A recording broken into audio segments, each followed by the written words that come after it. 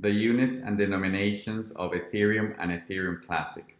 Because Ethereum and Ethereum Classic are essentially the same technology, although they will differ when Ethereum moves to proof of stake this month, where Ethereum is going to have a proof of stake consensus algorithm, and Ethereum Classic is going to continue for the foreseeable future with the proof of work consensus algorithm.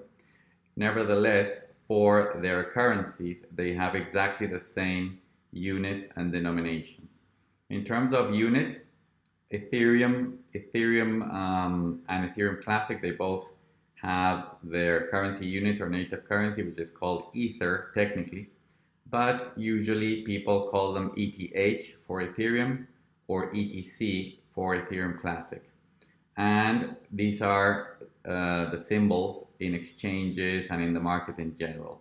$ETH for Ether in Ethereum, and $ETC for Ether in Ethereum Classic.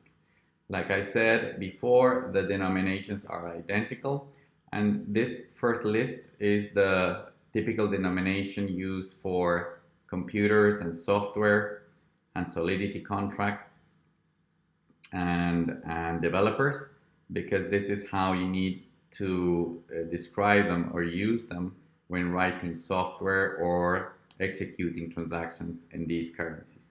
Basically, one ether in both networks is divided by 1 quintillion, and the minimum unit or the atomic unit that is not divisible anymore is called the Wei, which is 1 quintillionth of 1 ETH or of 1 ETC.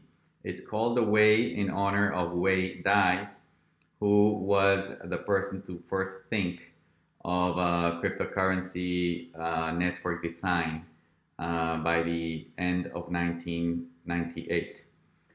When you multiply 1 Wei by 1,000, then you're going to have 1,000 Wei or 1 kilo Wei. That's the term that is used by developers and is the standard. When you multiply it by 1 million, it's called the mega Wei, which is 1 million Wei. And then when you multiply it by 1 billion, it's called the giga Wei. This is, by the way, the currency or the denomination that is usually used to pay for gas, both in ETC and ETH. I'm going to show an example later of Emerald Wallet.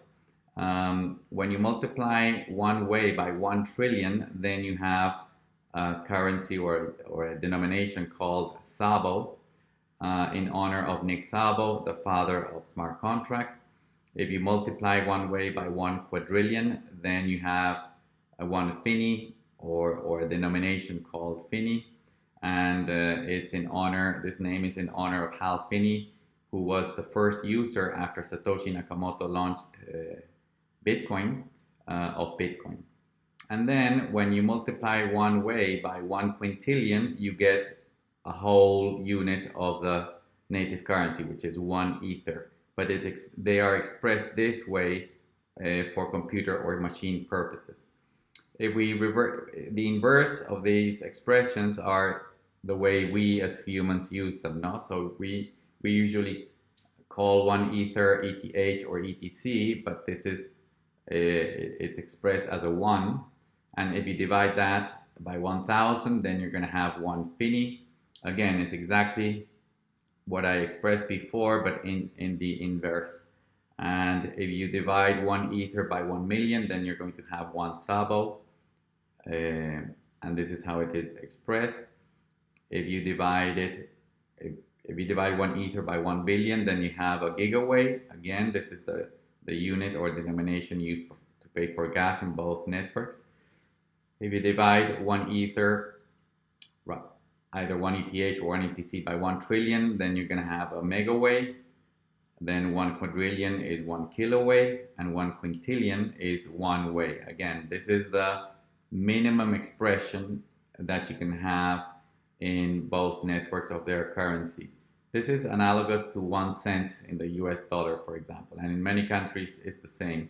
Their currencies are divisible by 100, and that's the atomic unit. No? In the case of Ether, both in ETH and ETC, it's 1 way, which is 1/quintillionth of one of the units, of the currency units.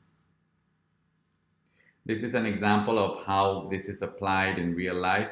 For example, Emerald Wallet, if you want to send ETC, this is a sample transaction being formed or written and signed in ETC. You would put the amount of ETC you want to send. In this case, you just put 0.697459 ETC, which is the typical decimal expression. But when you go and pay for the gas, we show it in gigaway, in the unit gigaway. So in this case, you would be paying 6.69 gigaway for this transaction.